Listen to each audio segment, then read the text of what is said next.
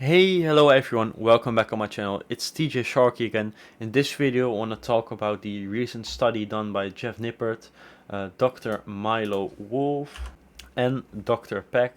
They all made a video on it. As you can see, I've watched all their videos, so I want to let you know my thoughts on it and what you should take away with it. So let's go back to Jeff Nippards' video. Let's skip this part. He's talking about that people disagree with him on the science-based lifting.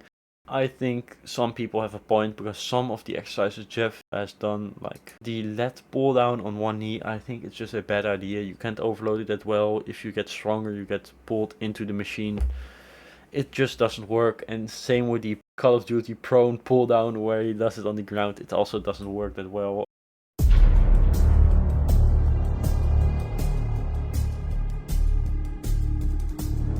Let's do this. It was at this moment that he knew. He fucked up. Mission failed. We'll get them next time. But he also has some great points, like the stretch is the most important part of a lift. So let's get right into the study for the people who don't know. I flew to New York and kicked off the only study that's ever been done on range of motion in highly experienced trainees. First, as I'm sure you all know, full range of motion is when you go all the way up and all the way down. Partial range of motion is when you don't use a full range of motion. And a lengthened partial is when you use a partial range of motion while the muscle is more lengthened or stretched. Again, whenever I say shortened partials, you should be thinking big squeeze. And whenever I say lengthened partials, you should be thinking big stretch. The stretch has been shown to be really important for untrained lifters, and he has done a study on trained lifters. So it's an impartial study. He didn't know which group did lengthened partials and which did full range of motion. So I think this is a really good study. Go on. Who's the Polish hooligan?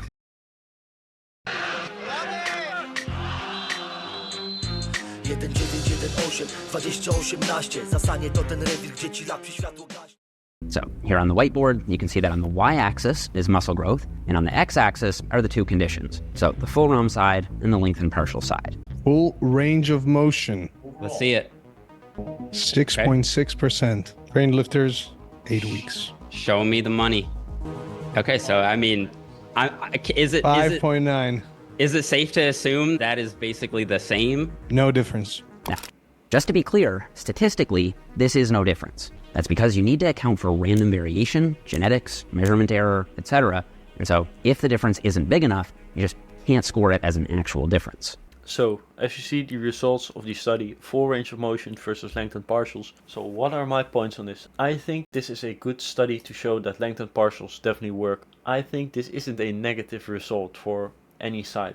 So why do I think these results are the way they are? I think it's because it's 8 weeks, so it's a really short time. If they done it for like a year or half a year, there could be a bigger difference between these groups. What could the average lifter take away from this study? I think they can implement lengthened partials. Let's see Jeff doing some lengthened partials, for example. Okay, these are lengthened partials for anyone who doesn't know. It's the part of the movement where you have the biggest stretch on your muscles. So in this example, it's quads, and he doesn't lock it out. So he skips the contraction, but he does the stretch. And so how do you implement lengthened partials? I don't think there's enough evidence to switch everything to lengthened partials. I still think you should do full range of motion for most exercises. For some, you could implement lengthened partials as a second exercise. So for example, you could do skull crushers 2 times a week, one full range of motion, the second lengthened partials.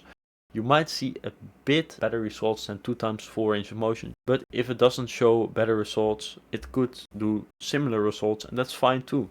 I think the best way to implement lengthened partials are as add-ons on your sets. So for example, you're doing leg extensions, you can't go to a full lockout, but you can probably get 2 or 3 more lengthened partials. As the study shows, lengthened partials cost the same amount of muscle growth. That way you can get more volume in the part that gets the most muscle growth.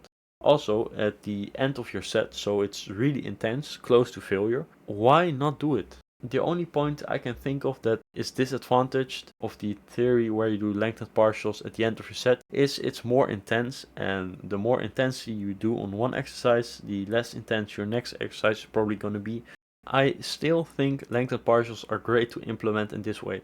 So what are exercises where you can implement lengthened partials? I think the lat pull down is perfect. The hardest part is the lockout. The easiest part is where you almost have your arms straight above you. So you can do a couple of lengthened partials at the end of your set of lat pull downs. Ladder races with a cable where you have the cable at hand height. It's also a great one. I do it myself with lengthened partials on the end. Skull crushers. Another exercise where I myself am going to implement lengthened partials is the preacher curl.